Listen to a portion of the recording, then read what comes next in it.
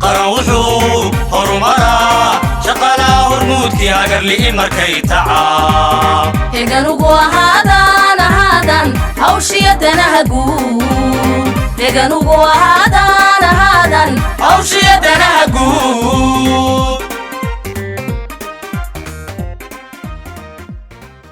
waxaan runtii halkan aad uga mahadnaqayaa ka soo qaybgalayaasha kulankan oo ah runtii agaasimayaasha mucdo ah wasaaradaha dawladda iyo hay'adaha kale dawladda tababarkani runtii ujeedadiisa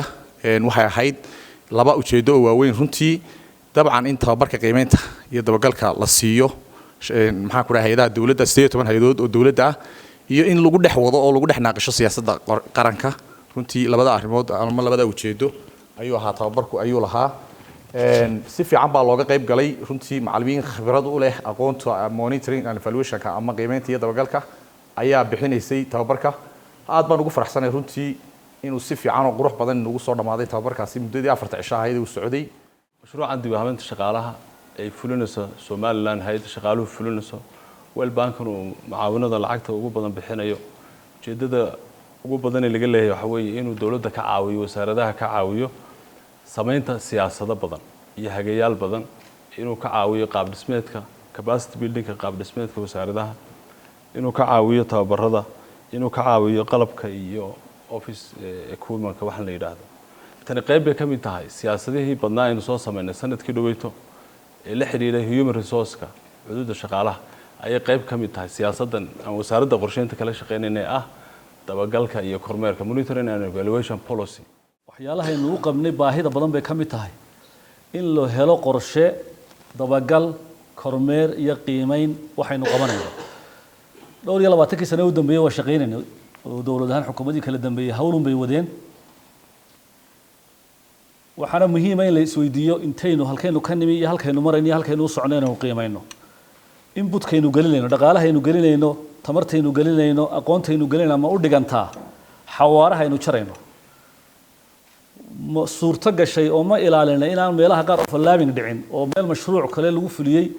haddana laba lacagood laba mashruuc isaga dul dhicin inaan waxyaalaha qaar aanay si qaldan loo isticmaalin waxa soo dhan lagu ogaanaya waxa weeye waa hawshan maanta halkan u fadhida waxaynu runtii sameeynay oo mashruucu aanu ka caawinay wasaaradda qorsheynta in labada consultant midna nationalka yahay oo Somaliland yahay ninka kalena international yahay inaanu labadaba isu keeno si ay isu kabaan way hadii jeer marka qof consultant dabada ka soo qaadato contagaskii iyo dhaqankii iyo caadooyinkii iyo diintii wax laga yaabaa in wax badan isagu tiisisito marka si uu ka localkii u kabo oo uu u ilaaliyo saaxadii seen wuxuu doonaynay baahideennii ayaan hadii jeer ka ilaalinaa dhinacaas marka waxa la sameeyay siyaasadii qaranka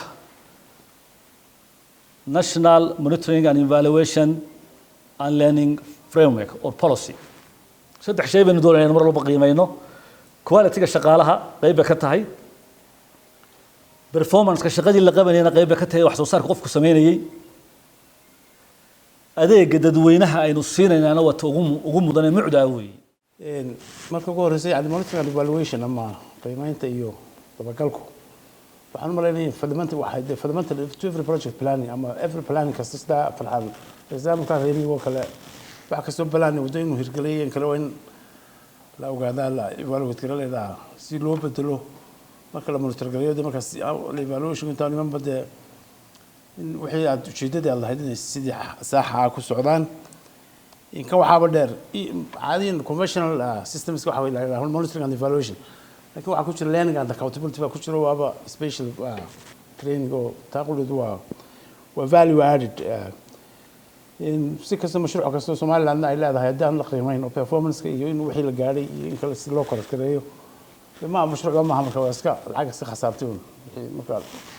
mashruuc marka dogaato in sidii saxay outputs iyo outcomes la helo tools kullu waa amanigaas waxaan World Bank wax badan buu naga caawiyaa wuxuu ka caawiyaa wasaaradda qorsheynta sidii loo mashruucan MNE policy loo sameyn lahaa iyo si loo iyo tababaradaas continuous ka insha Allah soo noqon doono dadka lagu aqoontooda heerkooda aqooneed ee lagu gaarayo in إماني لو سمي مشروع كستو at national level عادي هذا نقول فحسن هنا كسوق قبل تبركن ماشي وزارة قرشنت نسي خاصة وخصية سويت قرشنت وأنت كل نظام لما ترجعين با يعني كانت ما هي الكرتيد يعني ما دي رن كرتيد المشروع ما بلان كاغو سعونيو أما أتشيف بقول هاي qaran wuxuu horumaraa shaqaalaha hormuudkii agar li'i markay tacaa heganugu ahaadan hawshiya danaha guud